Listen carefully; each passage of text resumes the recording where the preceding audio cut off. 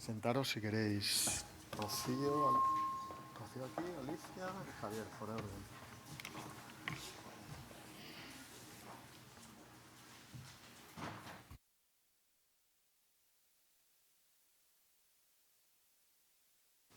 No, ahora sí se me oye.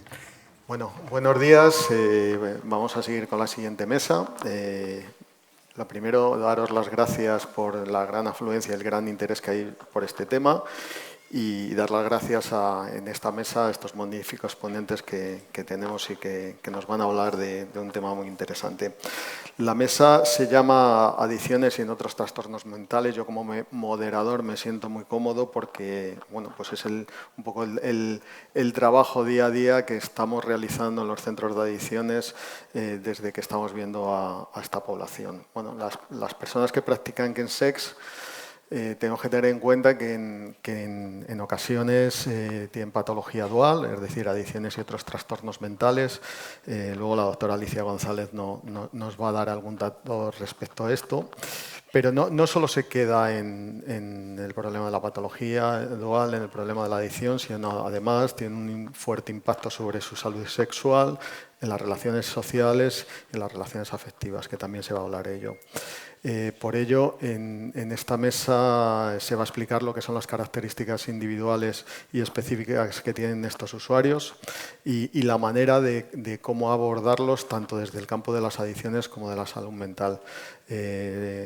Nuestros pacientes que están en nuestros centros que consumen sustancias diferentes que los pacientes que tenemos por trastorno por uso de sustancias, ya se ha dicho aquí, mefedrona sobre todo en Madrid, GHB, metanfetamina, y también presentan otras enfermedades mentales, sobre todo en el campo de los trastornos afectivos y los trastornos de ansiedad. Bueno, pues de todo esto que yo he iniciado un poquito y que evidentemente nos lo van a contar los expertos, voy a dar, por tanto, paso a la primera ponente, que es la doctora Rocío Molina, que es psiquiatra, que trabaja como médica del CAD de Arganzuela, en la Subdirección General de Adicciones de Madrid Salud. Sobre todo es una compañera mía y hay que hacerle un reconocimiento que fueron las primeras personas que, pues Rocío, José Luis que anda por ahí, organizado por Ruth Olmos, que la tenemos aquí, que empezaron a ver este tipo de pacientes. Ella nos va a hablar de adicción y chemsex, un poco las características de los usuarios que estamos viendo y de qué manera estamos interviniendo.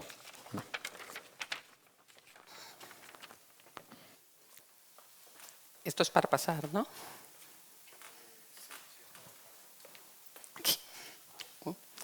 Bueno, muy buenos días a todos. En principio, lo primero es dar las gracias al Instituto de Adicciones por organizar estas jornadas y también a todos los que estáis aquí porque, va a ser un día largo, pero además veo gente de todo tipo de profesiones, de instituciones distintas y creo que puede ser muy enriquecedor el que desde distintos puntos de vista podamos hablar y plantear qué está sucediendo con estos usuarios, ¿no?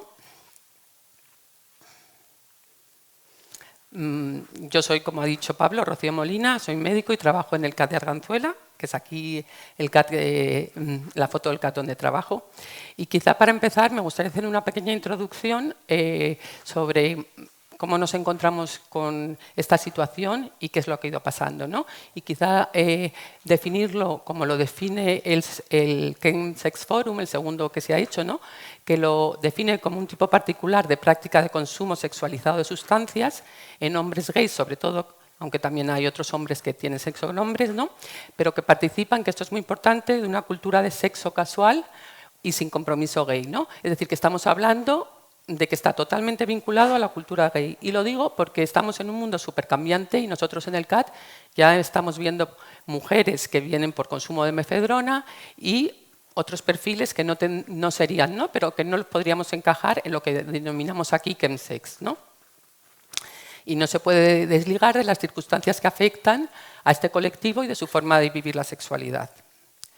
Si os fijáis, este término de chemsex se empezó a utilizar hace relativamente poco, en 2012, por los servicios sanitarios. En el 2014 aparece el primer estudio importante de prevalencia y de todos los rasgos de estos pacientes, ¿no? Y fijaros que en el 2015 ya el British Medical Journal publica un editorial en el que advierte que debe ser una prioridad de salud pública abordar el chemsex.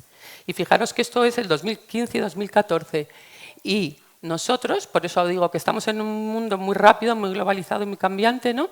Empezamos a ver en el CAT, y de hecho publicamos pusimos un póster en el Congreso de Patología Dual aquí en Madrid, en el cual en el 2015 nos habían aparecido 13 pacientes con unas características especiales, que ahora sería lo que dominábamos chemsex, y que nos pillaron un poco a desmano, ¿no?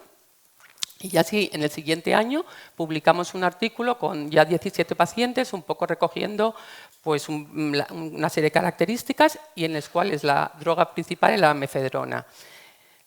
El 100% consumían otras sustancias, como vemos aquí.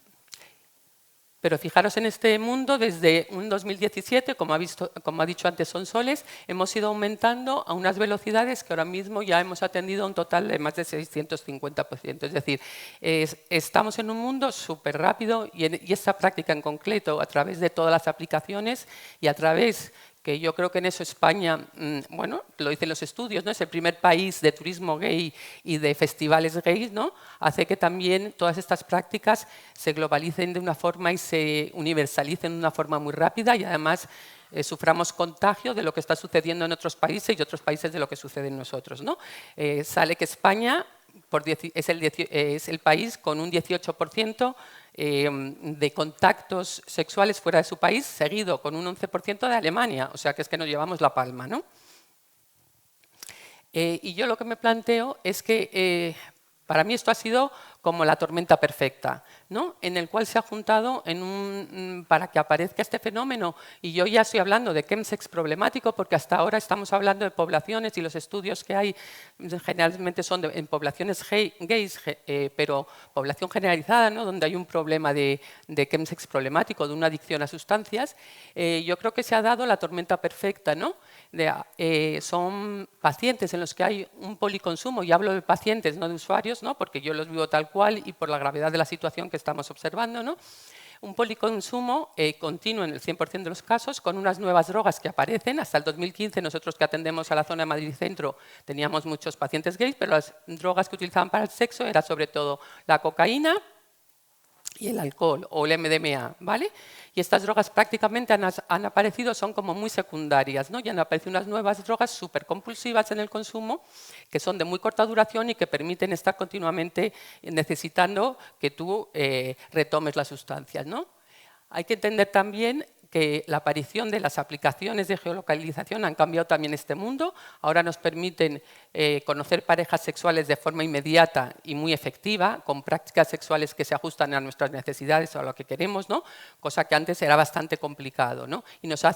Y hace que la excitación esté muy permanente y sea difícil de manejar, porque tenemos a una persona a 10 metros que está abierta a tener sexo contigo, otra a 15, otra a 20, ¿no? De todas formas, el clink, clink, clink de las aplicaciones todo el rato te está poniendo un poco de manifiesto esta situación, ¿no?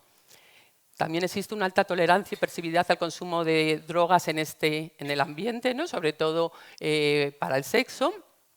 Y también tenemos que tener en cuenta la biografía marcada en estos pacientes, y que en los pacientes graves se ve, es muy generalizado, ¿no? Pues una biografía marcada por el rechazo y la ocultación, ¿no? Y sí que creo que es muy importante la aparición, que lo vemos en sus pacientes, de los pisos particulares para realizar sesiones. Hasta hace relativamente poco, antes de la aparición, pues eran en saunas, hacían cruising, ¿no? Entonces como que uno se tenía que desplazar, en las saunas había relativamente unos horarios, pero ahora con los pisos particulares no hay ningún control de horario, y las sesiones se pueden mantener horas o días, o incluso 3 días o una semana, ¿no? Y estos son los pacientes que vemos nosotros. Un poco para centrarnos, los pacientes que hemos atendido este año en Arganzuela son 94 pacientes, prácticamente todos se consideran homosexuales, ¿no? Las edades, como vemos viendo en todos lo que han presentado nuestros compañeros previamente, es una media de 36,9, pero fijaros que ha salido justo en el anterior. En este año, por primera vez, hemos atendido a 5 pacientes que vienen del programa de menores. Y de hecho los tengo muy grabados porque las situaciones son muy graves, ¿no? Y 2 de ellos han empezado sus relaciones sexuales a través del slam directamente. Es decir, que su primer contacto con el mundo gay y las relaciones sexuales ha sido a través de la utilización de mefedrona intravenosa, ¿no?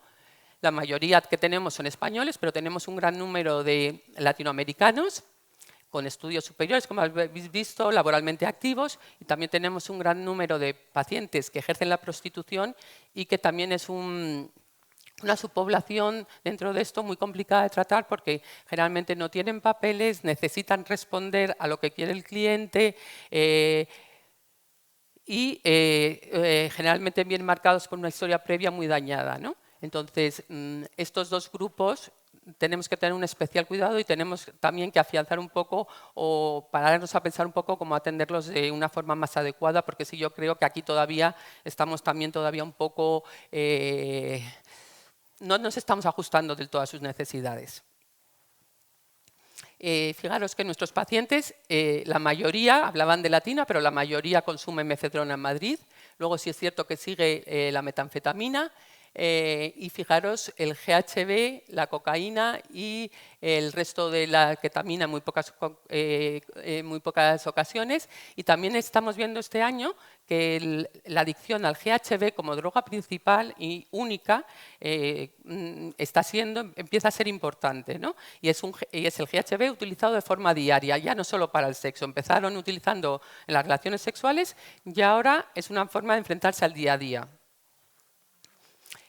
Más del 70% hacemos un diagnóstico de trastorno de consumo de 2 o más sustancias, muy poquitos solo de una sustancia.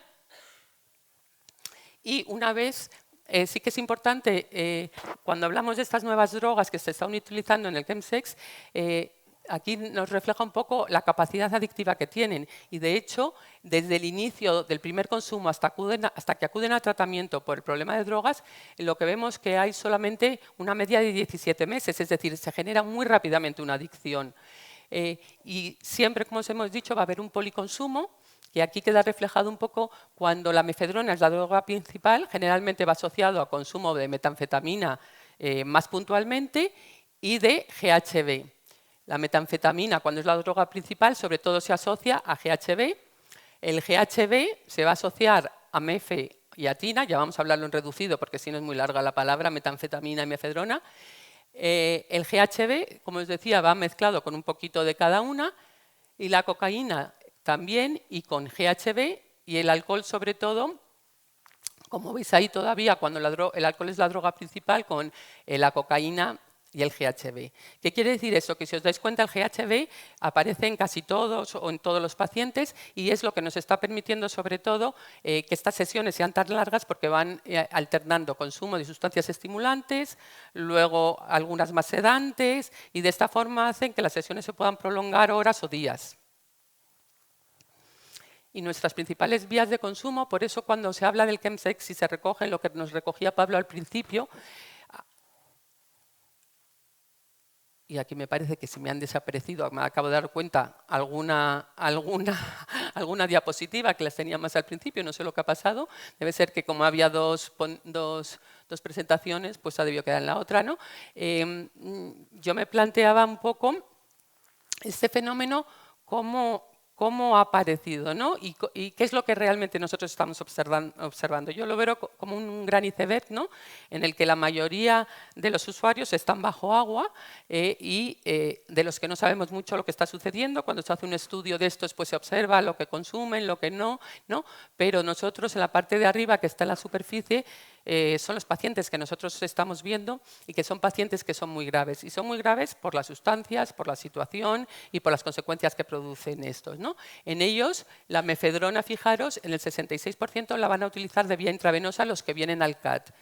En la metanfetamina hay más por vía fumada y esnifada, pero también hay un 19%.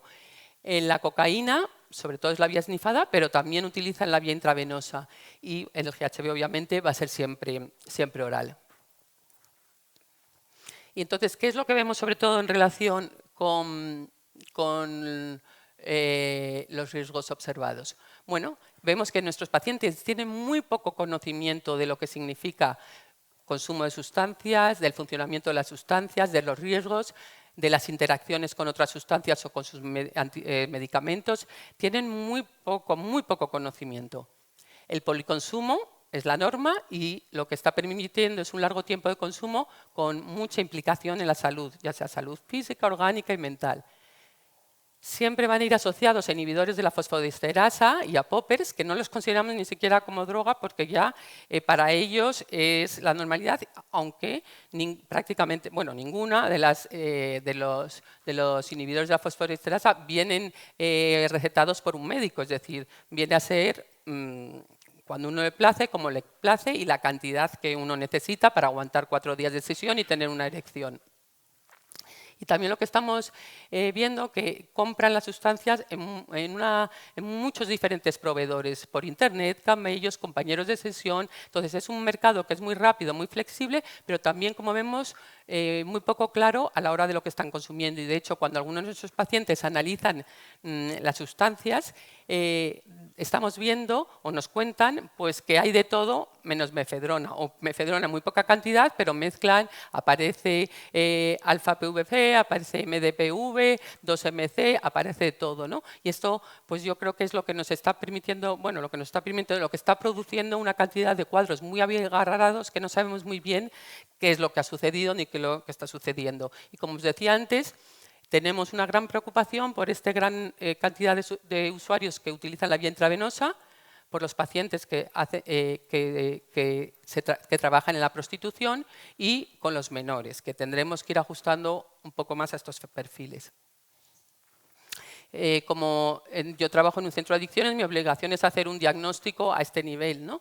Y en el DSM-5 lo que nos va a pedir es que para hacer el diagnóstico haya un patrón de comportamientos patológicos relacionado con el consumo de sustancias y sobre todo con una serie de criterios que tienen que ver con el control deficitario, con el deterioro social, con el consumo de riesgo y con criterios farmacológicos.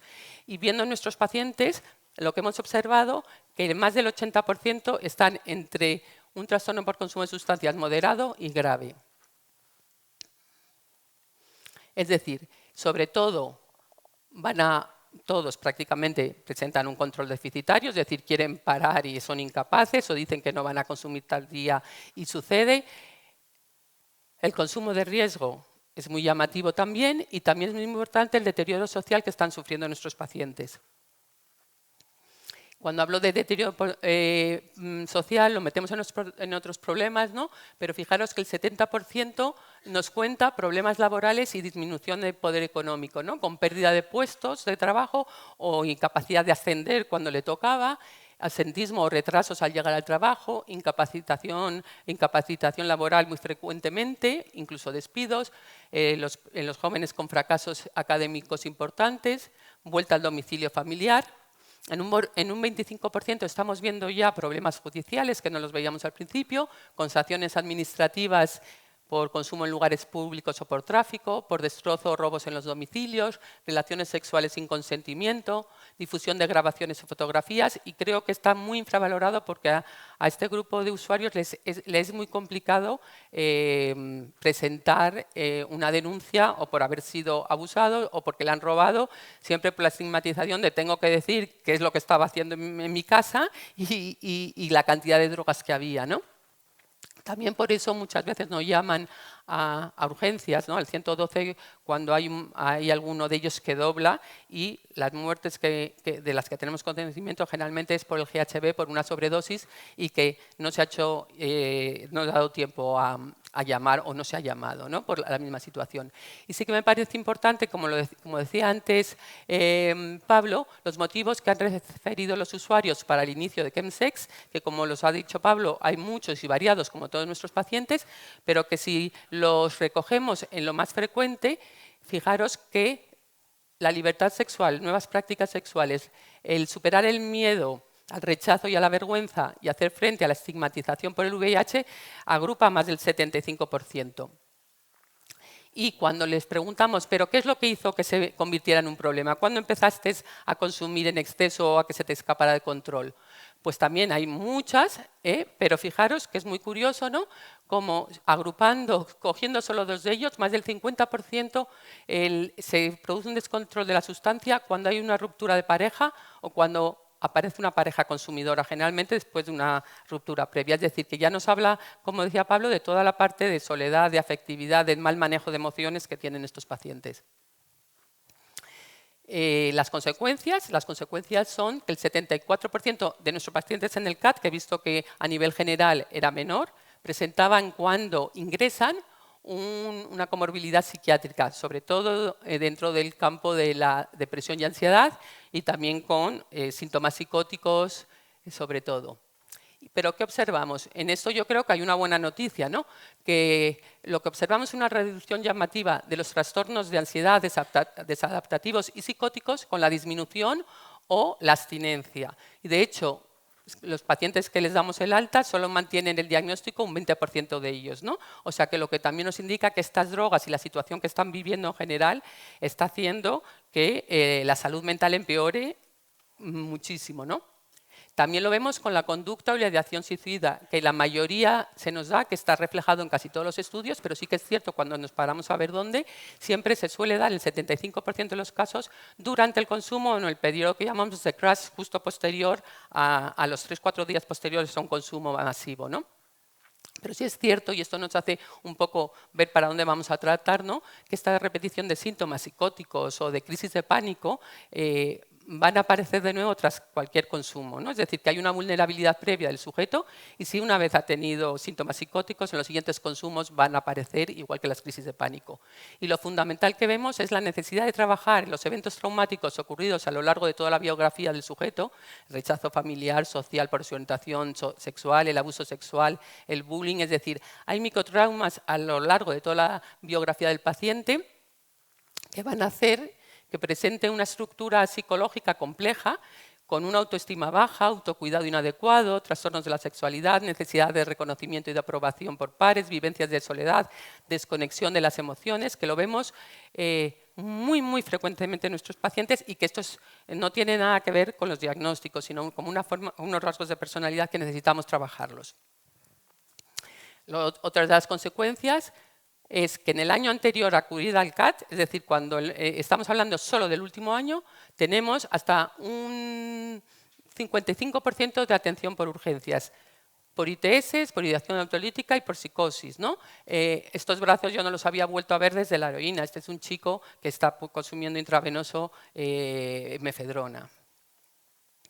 Y ITS en el último año, no en toda su historia, menos el VIH, que ya el diagnóstico viene con ello generalmente, fijaros que nos aumenta comparado, por ejemplo, con los estudios a nivel de la población gay en general, como el EMIS 17, que ahí la gonorrea es de 6,5%, la sífilis un 5,2%. Fijaros nuestros pacientes en el último año, hay un 68% de sífilis, un 36% de clamidias, gonorrea y la hepatitis C, que en el estudio, por ejemplo, en el EMIS 17 es de 1,8%. Aquí tenemos un 24% de pacientes. Es decir, estas drogas están practicando, se están considerando, están haciendo que el autocuidado de la persona baje muchísimo. La baja percepción del riesgo, lo que estamos viendo, dificultad, y esto es muy importante, de aplicar medidas de reducción del riesgo. Trabajamos mucho en la reducción del riesgo, pero en una sesión es imposible en estos pacientes graves conseguir que se haga reducción del daño, ¿no? Y sí que vemos que los pacientes que están con PrEP, PEP o con los antirretrovirales para el VIH ha disminuido, han aumentado un montón las infecciones por otras ITS a las cuales no se les da ninguna importancia porque tienen un tratamiento rápido, ¿no? Y aquí viene un poco lo que estamos intentando hacer nosotros, ¿vale? La creación de la relación terapéutica es donde más tiempo echamos, porque sí que son pacientes muy doblemente juzgados por ser gays y encima ahora por ser drogatas, ¿no? Y bueno, es la forma de funcionar intentando ponernos yo he puesto como muy animada tratamiento en red, pero por lo menos intentar tener relación con las otras, con los otros profesionales y las otras instituciones que trabajan con estos pacientes para poder un poco ir a la par. Y yo, que ahora me he apuntado en un curso de baile, me siento igual con estos pacientes, porque me paso todo el día, es como estar bailando el cha-cha-cha, paso para adelante, paso para atrás, paso para adelante, pa. Pues así, ¿no? Nos movemos continuamente entre reducción del daño y orientado a la abstinencia. A la abstinencia porque vemos que en las situaciones tan graves, con trastornos mentales, con el VIH, con las enfermedades de transmisión sexual, es imposible que mejoren si no logramos un tiempo suficiente de abstinencia. Luego ya podremos ver si pueden utilizar otras drogas o en qué contexto o cómo, pero en un principio para parar la gravedad sería esto. Y entre ambos, continuamente en estos movimientos, con un lado, con el otro, vamos para adelante y vamos para atrás, ¿no? Esto es como lo hacemos en los grupos de terapia, con grupos de chemsex específicos, solo para pacientes de chemsex, y luego todos los demás de los CATs, de prevención de recaídas motivacionales, y con la posibilidad de derivación tanto a nuestros recursos como a los recursos que hemos conveniado con apoyo positivo. Y para terminar, yo... ahora que llevamos desde el 2015 viendo estos pacientes, pues me encuentro contenta más o menos con la evolución de estos pacientes. Sí que son tratamientos largos, no como pensamos en un principio, por eso del baile, pero los pacientes que tenemos, el 94% de los que hemos tenido este año los hemos hecho tratamiento ambulatorio, solo el 6% han necesitado ingresos en un recurso del ayuntamiento, que ha sido en el Centro de Patología Dual o en un piso de reinserción, ¿vale? El grupo de terapia ALCAT han acudido 33% de los pacientes, que me gustaría que eso ascendiera porque son pacientes que cogen una gran adherencia y es un grupo muy potente que coge gran adherencia al centro, es muy fácil la comunicación, muy fácil que puedan cambiar, pedir citas y estamos muy en contacto directo. Y luego, de los que estaban en tratamiento, hemos tenido solo un 22% de abandonos y un 21% de alta terapéutica. Con esto quiero decir que yo creo que la evolución es positiva. Y con esto, que ya me están dando toques, os dejo para que luego podamos hablar.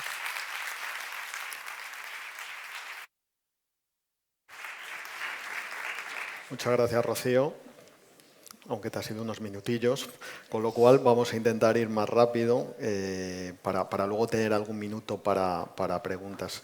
La siguiente ponente es la doctora Alicia González Baeza, psicóloga que ha trabajado en la unidad de VIH del Hospital Universitario de La Paz. En el campo del chemsex participó en la creación y puesta en marcha del programa Sexo, Drogas y tú en la ONG Apoyo Positivo y actualmente trabaja de profesora e investigadora en el Departamento de Psicología Biológica y de la Salud de la Facultad de Psicología de la Universidad Autónoma de Madrid y nos va a hablar sobre variables psicológicas experimentales relevantes para la intervención. Adelante. Bueno, es emocionante ver este foro tan lleno y es emocionante también ver a tantas personas que han contribuido desde ese 2014 que contaba Rocío a mejorar realmente la atención en estas personas. Y realmente ha sido muy emocionante ver cómo distintos agentes de salud se han unido y nos hemos unido para trabajar mano a mano y sin ningún tipo de ego de por medio para conseguir lo que estamos viendo hoy, que es todos estos resultados, todos estos datos y este nivel de conocimiento que se está exponiendo aquí. Quería agradecer a los organizadores de este evento y por la alta aplicabilidad que creo que va a tener. Y yo quería hablaros, pues más allá de todo, de este grado, ¿no?, de datos que nos están presentando y que nos van a seguir presentando los ponentes posteriores, quería hablaros, voy a ver dónde mirar aquí mejor,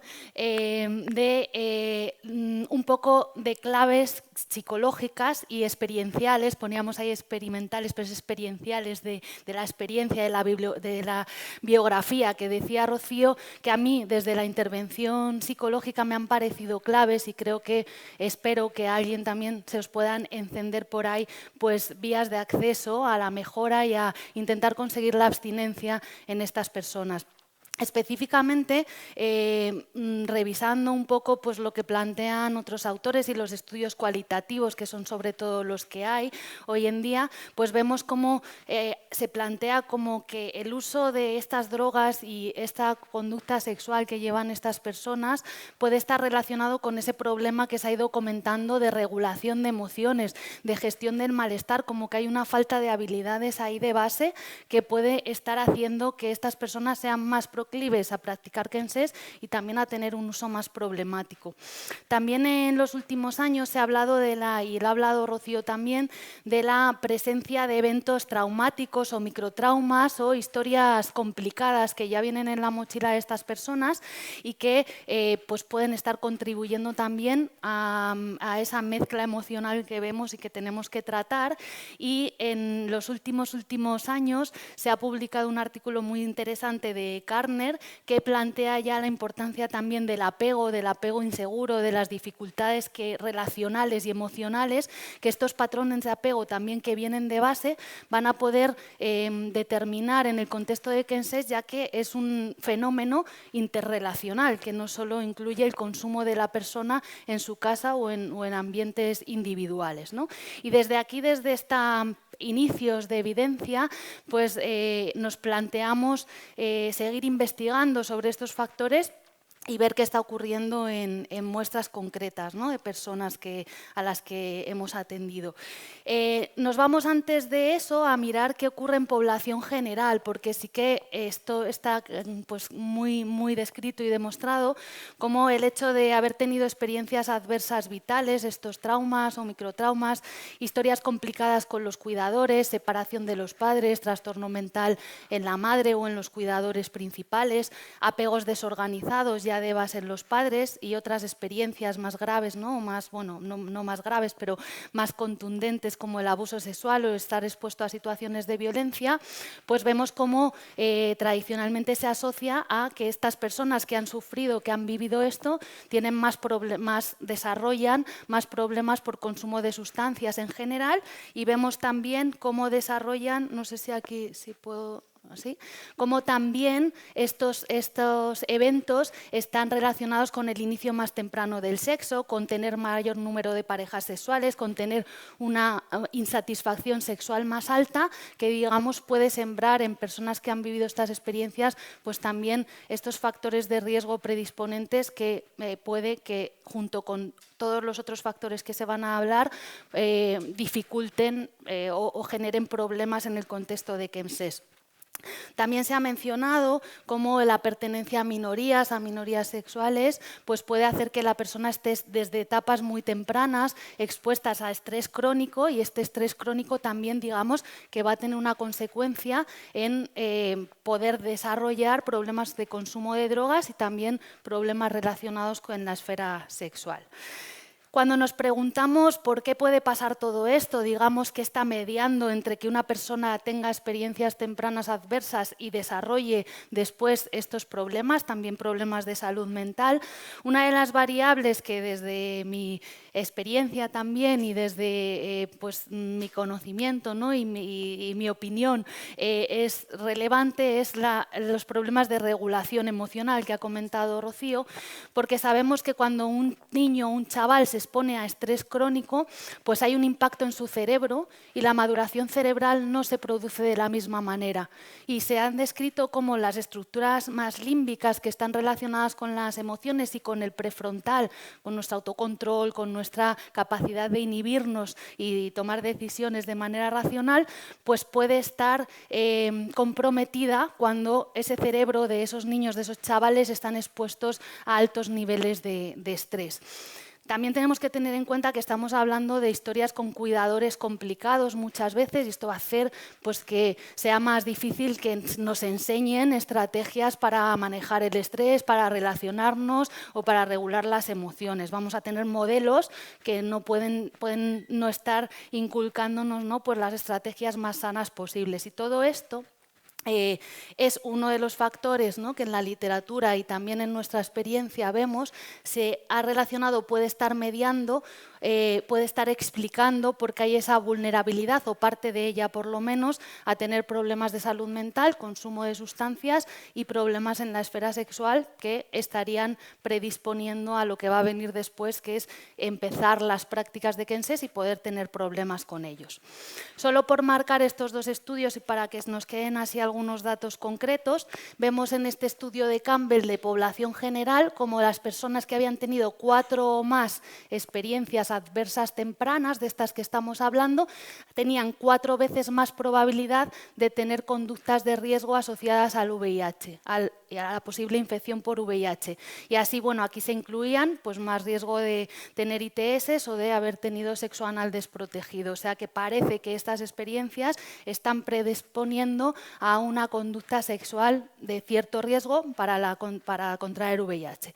Además, en este pequeñito estudio, pero me parece también importante mencionarlo, vemos como pertenecer a minorías, pues ya a minorías sexuales en este caso, en sí se relaciona también por este estrés crónico que decimos con más problemas de salud mental y con más historia de trauma de por sí, pero aquí vemos las consecuencias como las personas que tenían más homofobia internalizada tenían más sexo sin protección y aquellas que habían sufrido más experiencias de discriminación directas usaban más drogas y aquellos que sentían que iban a ser en el futuro probablemente rechazados tenían más síntomas depresivos, ¿no? Entonces también este estrés crónico de nuevo y todas estas experiencias internalizadas o de discriminación sufridas tienen que estar dentro de nuestras terapias para poder realmente llegar bien a donde queremos llegar, que es a mover estos factores que permitan el cambio en la conducta que estamos viendo.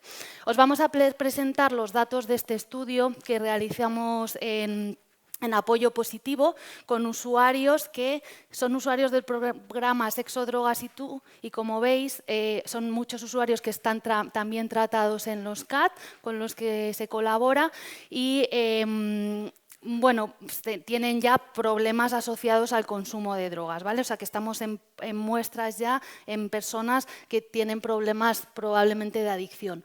Lo que hicimos fue pasarles una encuesta y en esta encuesta, aparte de por todos los consumos y prácticas que habitualmente preguntamos aplicamos cuestionarios de trauma, regulación emocional, homofobia internalizada y estigma por VIH en una muestra de 41 usuarios que practicaron Kenses y también en 39 controles que eran hombres gays y bisexuales pareados en edad y sexo.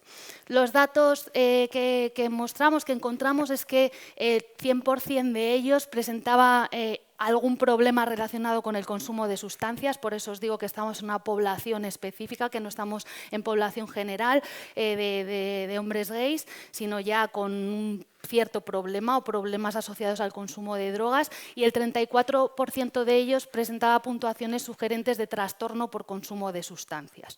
Además, entre las principales drogas consumidas en el último año, veíamos que el 100% de ellos habían consumido mefedrona, el 88% alguna vez metanfetamina inhalada, GHB 90% y otras sustancias que podéis ver en las diapositivas, el 66% había practicado SLAM-SES y casi en la mitad de la muestra había iniciado el consumo de Kenses hace ya más de 5 años, con lo cual estamos hablando ya de personas, ¿no?, y de un problema muy establecido. Y los datos los hablamos sobre esta población y no sobre otras que estamos comentando en este curso. Cuando comparamos las personas que practicaban Kenses con los que no practicaban Kenses, pues lo que vimos es estas edades medias que más o menos se nos están reportando, en torno a 35 o 38 años. Veíamos, bueno, estos porcentajes.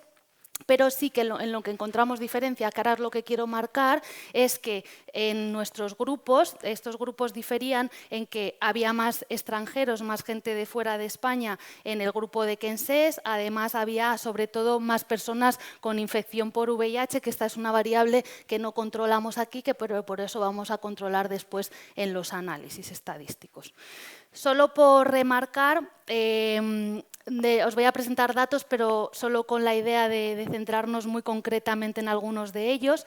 Vimos que al comparar el grupo de Kenses y no Kenses, los del grupo de Kenses tenían peores autocuidados, peores niveles de desregulación emocional y habían tenido mayor número de experiencias adversas tempranas, de modo que de media el grupo de Kenses habían tenido cuatro experiencias adversas, traumas o microtraumas, como decía Rocío, a lo largo de la vida o tempranas, y el 2% frente al 2% en el grupo de no Kenses. Como decíamos, nuestra población difería en variables que podían ser importantes, por lo tanto hicimos análisis ajustados para ver si realmente esto que veíamos, que las personas con Kenses y no Kenses diferían en estas variables, ver si realmente era así cuando controlábamos por otras. Y lo que vimos es que, independientemente del lugar de nacimiento y de la situación laboral que tenían estos usuarios, estas relaciones se mantenían y también se mantenían en el caso de la desregulación emocional y del número de experiencias tempranas adversas en las personas con VIH, porque esta sí que es una variable importante que tenemos que tener en cuenta, pero no así en los autocuidados. Es decir, realmente las personas que se cuidaban peor en esta muestra no eran las personas que tenían Kenses, eran las personas que tenían VIH en nuestra muestra concreta, ¿vale? Con lo cual, la conclusión que sacamos aquí es que sí, las personas que practican Kenses tienen peores, en nuestro grupo, peores valores o peores herramientas de regulación emocional y más número de experiencias tempranas adversas frente a la muestra de comparación. Y lo mismo hicimos con otras variables, resaltando cómo las personas que practicaban Kenses tenían más patrón de apego inseguro y específicamente de tipo evitativo, no de tipo preocupado, y cómo habían tenido en las experiencias adversas específicas mucha más frecuentemente problemas económicos muy graves dentro de las familias de origen y abuso sexual. Igualmente, cuando hicimos los ajustes en las variables, vimos que todas estas relaciones se mantenían, que nuestras conclusiones eran estas, excepto en el caso del abuso sexual, que nuevamente los que más abuso sexual habían tenido eran las personas que tenían VIH, independientemente de si habían practicado o no habían practicado Kenses.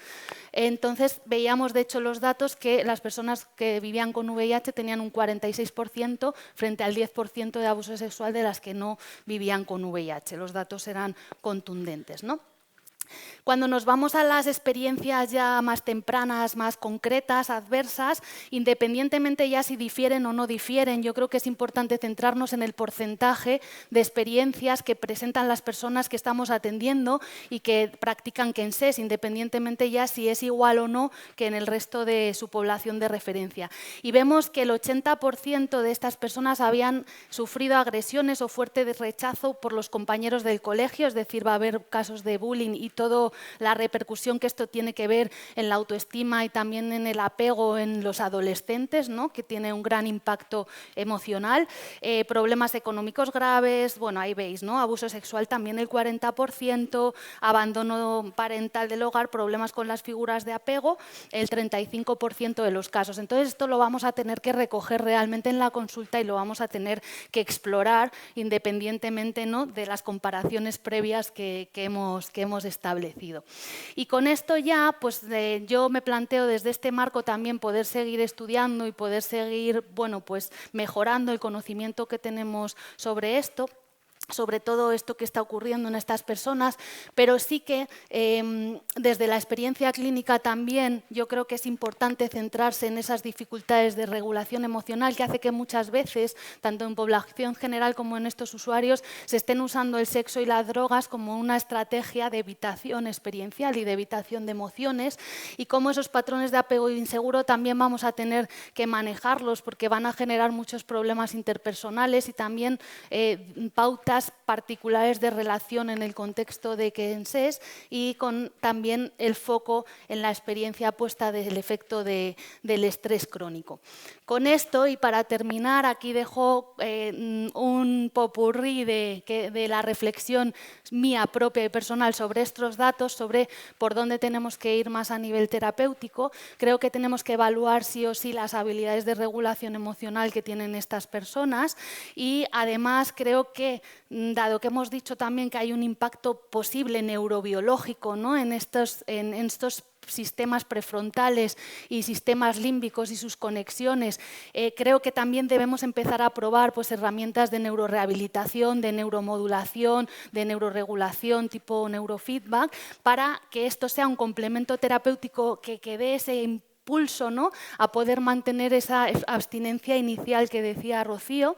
Creo que tenemos que ir, ya lo ha marcado ella también, a trabajar y a evaluar el apego de las personas y empezar desde la relación terapéutica a dar un ejemplo de relación de apego seguro y también en el resto de su entorno y evaluar y tratar y procesar si hace falta las experiencias adversas tempranas. Y con este corte y el corte que me ha dado Pablo, solo agradecer a Apoyo Positivo por toda la experiencia, especialmente a Lorena Ibarguchi y también a Helen Dolenjevich, que no está hoy aquí, pero que de ellas me he nutrido yo también y es fruto también del trabajo que hacemos.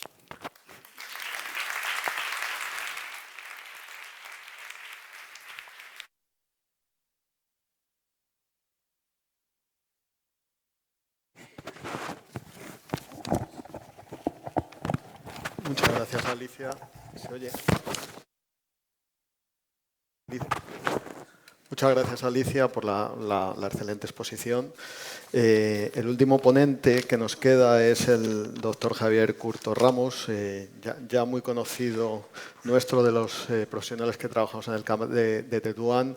Comentar que lo que habló el doctor, el subdelegado del Gobierno, Joan Ramón Villalbí, de la necesidad de coordinación, gracias sobre todo a Javier Curto, hemos conseguido una integración de todos los servicios, centro de adicciones, psiquiatría, infecciosas, digestivo, etcétera, etcétera, urgencias, en el cual donde aparezca el paciente con problemas CNSEC se sabe de dónde tiene que derivar. Bueno, el doctor Javier Curto es psiquiatra y sexólogo, trabaja en la unidad de psiquiatría de enlace y urgencias psiquiátricas del Servicio de Psiquiatría, Psicología Clínica y Salud Mental del Hospital Universitario de La Paz y trabaja también en el programa Sexo, Drogas y Tú de la ONG Apoyo Positivo. Adelante, Javier.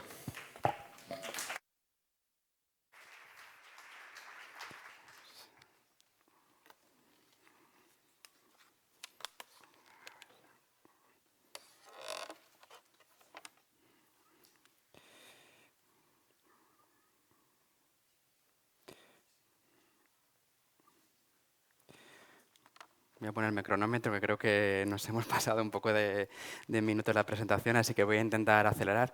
En primer lugar, muchísimas gracias al Instituto de Adicciones, en concreto a Pablo y a Beatriz, por invitarme a dar esta ponencia. También a Apoyo Positivo y a todas las personas que estáis aquí en la sala, que sí que es verdad que es una imagen muy bonita. Y también a todos mis pacientes, ¿no?, que a lo largo de todos estos años pues, me han ido enseñando con su experiencia y también con sus dificultades, cómo intentar abordar el fenómeno del CNSEX desde esta perspectiva de la coordinación entre diferentes profesionales, que estamos viendo que es posible que sea una de las vías más útiles para la intervención. He organizado la exposición en varias preguntas que yo me he ido haciendo en los últimos años y que vamos a intentar dar respuesta. En primer lugar, vamos a intentar ver cuál es la relación entre el CNSEX y los trastornos mentales, qué barreras puede encontrar el usuario en la atención, desde qué modelos podemos trabajar y qué propuestas de mejora podemos implementar en la intervención. En los últimos años hemos ido viendo cómo ha habido un avance, ¿no?, en las preocupaciones y en qué se han centrado los diferentes estudios relativos al CNSEX. Hace ya 5 o 6 años, en una primera aproximación, pues intentaba caracterizar el fenómeno dimensionarlo, y sobre todo los primeros estudios pues hacían mucho hincapié en ITS y otros problemas médicos asociados, y hemos visto en los últimos años que ya han ido apareciendo diferentes estudios que hacen análisis específico con algunas variables de salud mental. Se ha mencionado aquí hoy ya algunos estudios en los que no voy a entrar. En los últimos años pues sí que es verdad que ha habido muchos estudios que han intentado, como decía, caracterizar el fenómeno. También hemos visto que se han ido diversificando, ¿no?, los diferentes tipos de sustancias psicoactivas consumidas, llamando la atención también pues, ¿no?, que se han ido incorporando algunas sustancias nuevas que a mí pues sí que me ha llamado la atención, como puede ser el 2CB o el cloretilo, que quizás no están recogidos en muchas de las investigaciones.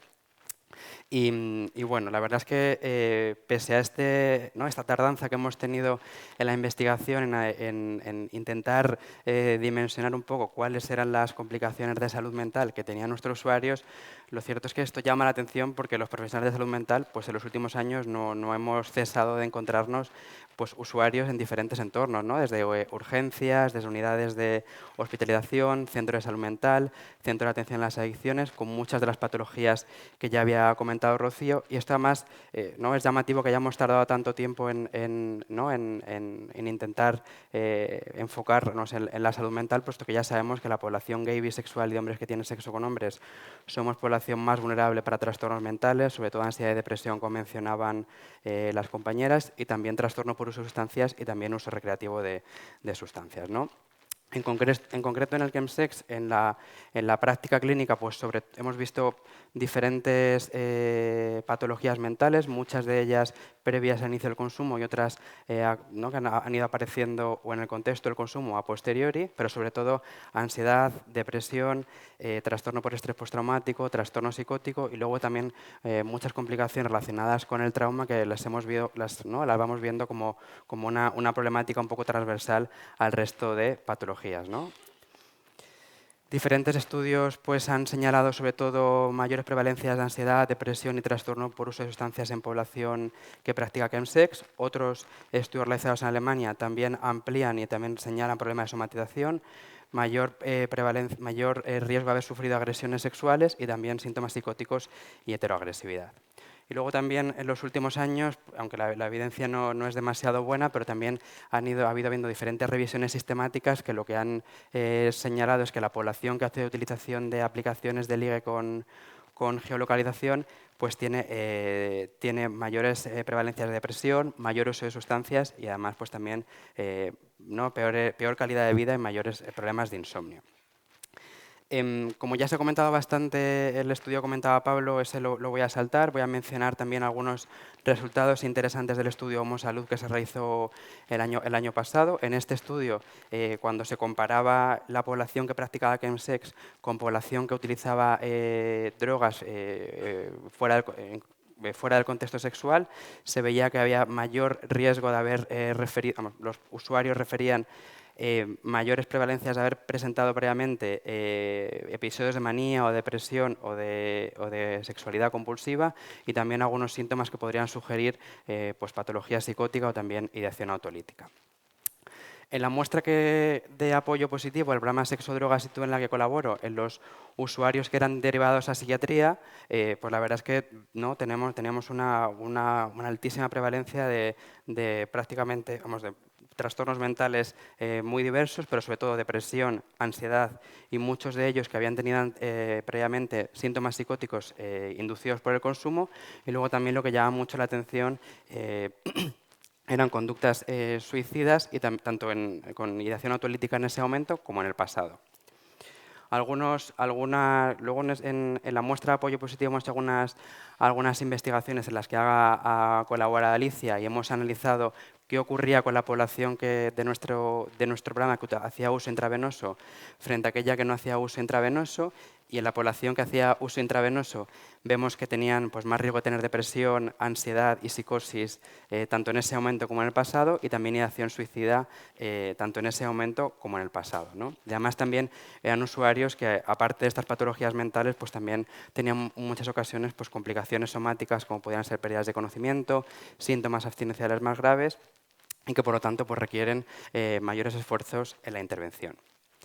¿Y qué es lo que ocurre con estos usuarios? Pues que vamos a ir viendo que hay muchas barreras en la intervención, muchas de ellas derivadas, ¿no?, del tremendo esfuerzo que tenemos que hacer los diferentes profesionales para coordinarnos, ¿no?, y para, pues que, ¿no?, en Madrid en muchas ocasiones vemos usuarios que tienen triplicado los tratamientos, ¿no? Y en los últimos años pues sí que hemos ido mejorando mucho la coordinación de la red de salud mental, la red de adicciones y la red de las unidades de patología infecciosa. Y yo creo que es también en estos foros donde podemos intentar empezar a pensar maneras como las que ya hemos estado desarrollando pues para poder paliar estas, ¿no?, estas dificultades.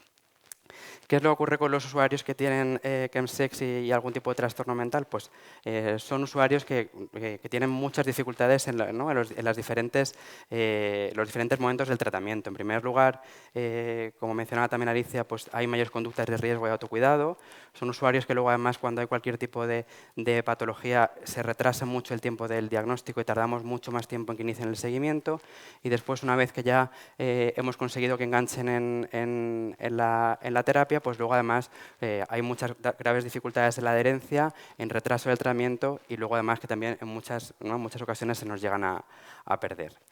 Luego también hay otras dificultades, como puede ser la soledad o la falta de apoyo psicosocial o las dificultades que también puede haber en encontrar espacios de ocio no sexualizados. Y en este sentido es muy importante la labor que hacemos desde las organizaciones de base comunitaria, desde la comunidad, porque vamos a dar un complemento a la terapia que yo creo que es tremendamente importante, que muchas veces es un factor muy clave en la recuperación.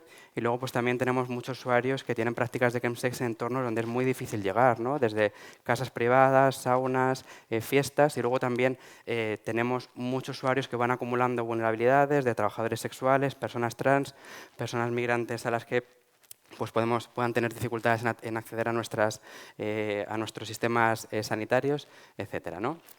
Y la verdad es que preparando la presentación, y esto lo traigo probablemente luego para el debate, hace poco se ha publicado una carta en el Lancet de VIH en el que mencionaba un poco la creación de este centro en Taiwán, donde se ha generado un centro de atención a personas que tienen prácticas de chemsex, donde en el mismo centro pues el usuario pues podía recibir atención psiquiátrica, atención psicológica, atención a ITS, otras patologías infecciosas, y además también pues tenía dentro del mismo edificio una organización de base comunitaria, con lo cual era mucho más fácil la comunicación y digamos que pues, el usuario desde que entraba recibía una atención multidisciplinar en el mismo centro, y esto pues lo traigo un poco para el debate para ver un poco qué estrategias implementamos y luego en cada ciudad cómo lo hacemos, si pretendemos universalizar el acceso para que todos los centros de atención a las adicciones pues puedan hacer este abordaje, si vamos a intentar ir por la vía de centros específicos o se pueden intentar también hacer ambos modelos, que también puede ser una estrategia planteable.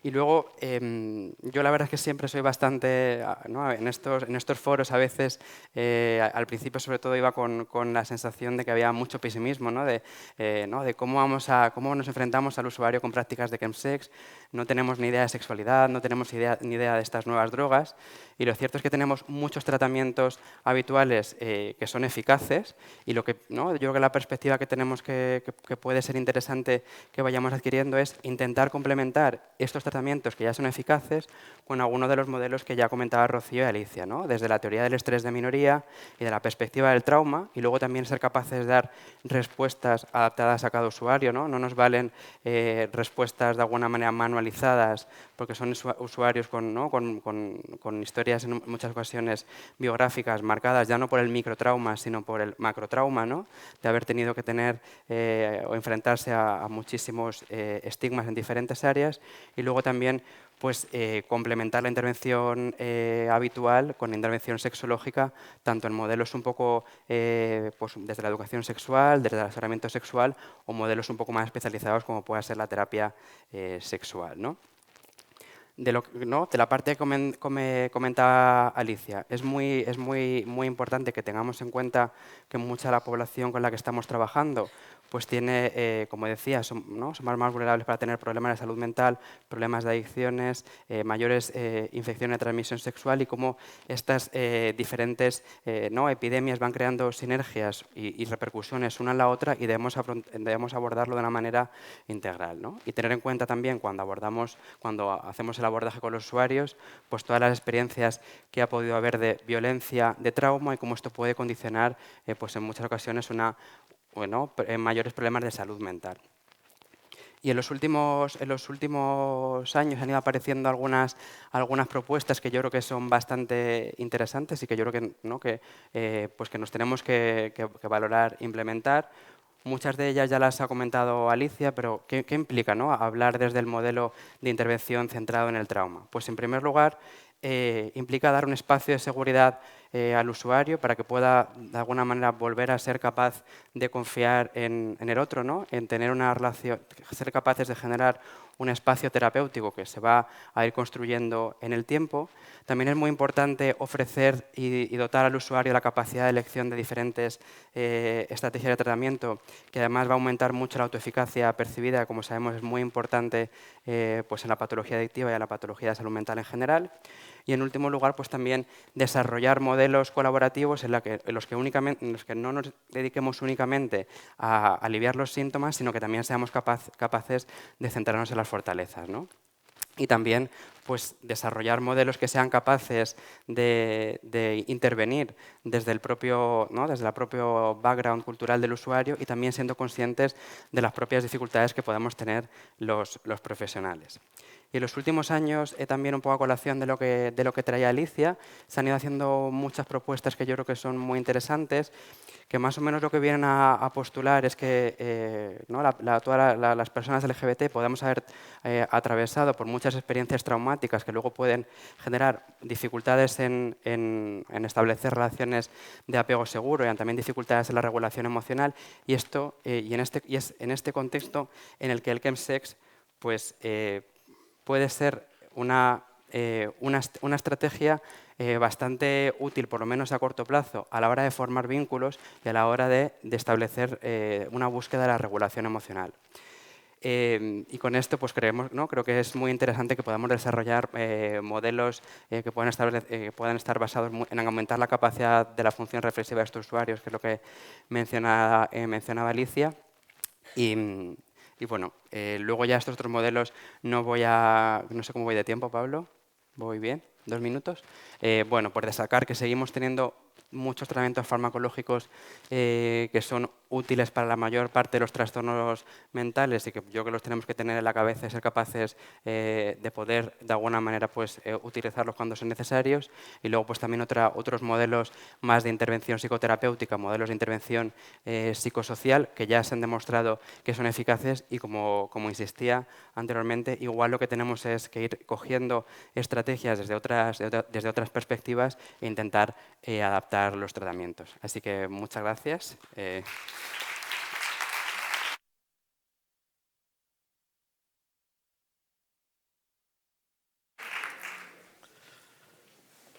Muchas gracias por estas 3 magníficas exposiciones. Sí es verdad que hay que pedirles disculpas porque han intentado resumir algo tan importante como es el abordaje y las características desde el punto de vista médico, psicológico y de la salud mental. Bueno, nosotros, la anterior mesa nos comió 5 minutos y ahora mismo hemos cumplido 1 hora.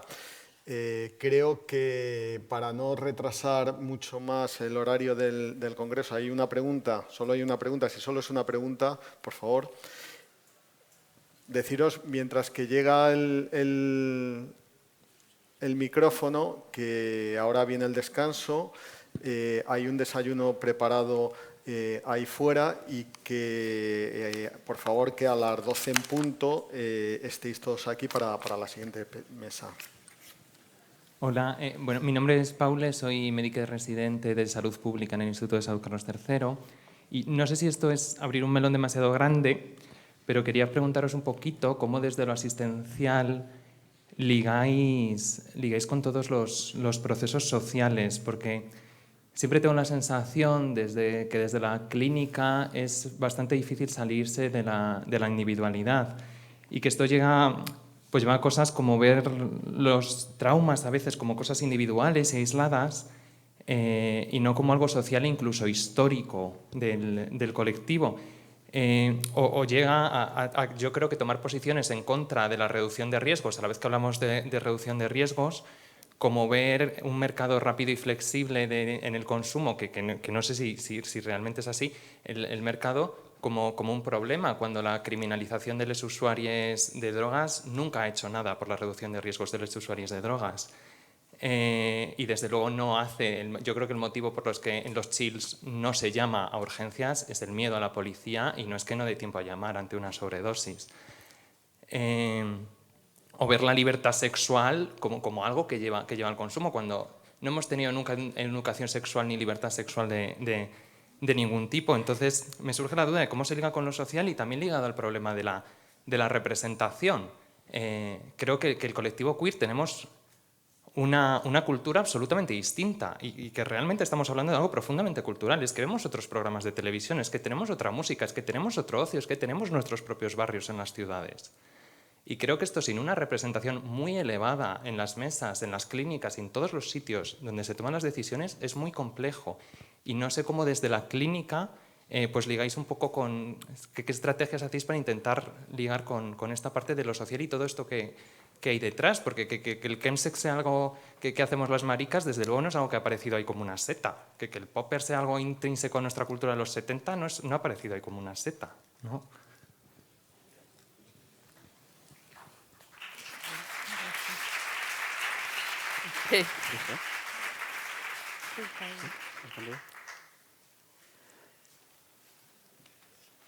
¿Se me oye? Bueno, muchas gracias por la pregunta y por la reflexión. Me han indicado las otras compañeras que responden en primer lugar yo, pero luego también podéis complementar. Creo que no es incompatible el abordaje individual desde el abordaje social. Es verdad que pues yo creo que todos los profesionales, sobre todo los que trabajamos en salud mental, pero también desde el área de infecciosas y desde el área de adicciones, rara vez hacemos una intervención individual.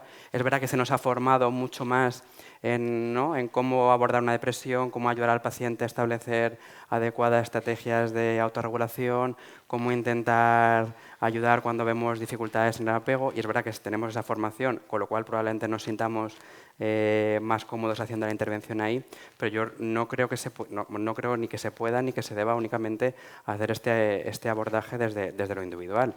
Creo que concretamente una de las, que igual se ha dado como más importancia en las presentaciones, pero una de las cosas buenas del chemsex es que nos hemos puesto a colaborar pues, diferentes actores, tanto profesionales de salud mental como profesionales del circuito LGBT, profesionales de las organizaciones de base comunitaria. Y en muchas ocasiones nuestra intervención con los usuarios pues, va a estar mucho más encaminada en capacitarles para que puedan pues, insertarse dentro de otras redes más informales como colectivos o que también pues, se puedan implicar mucho más en la defensa de los derechos. Y luego es verdad que también pues, toca por parte de las administraciones también muchas veces pues, hacer esa otra intervención desde una mirada un poco más social o un poco más estructural, ¿no? Pero se me ocurre que ahora mismo pues, estamos intentando, ¿no? Somos diferentes profesionales que estamos haciendo mucho hincapié en fomentar la educación sexual, pero para todo el mundo, no solamente para las personas LGBT. Es decir, que todas las personas necesitamos una educación sexual desde muy inicio, desde la escuela y además de una manera transversal. No es que tenga una asignatura de educación sexual, sino que tenemos que hablar de educación sexual en todos los foros.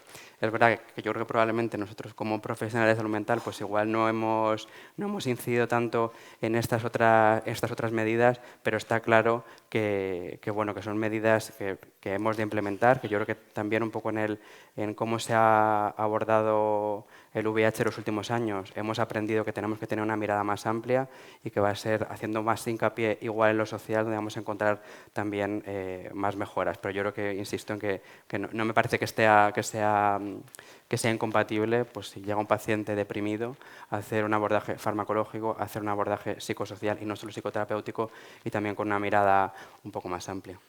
No, yo creo que ya con esto acabamos porque vamos muy retrasados. Simplemente decir que la intervención que se hace desde el campo de las adicciones evidentemente es biopsicosocial.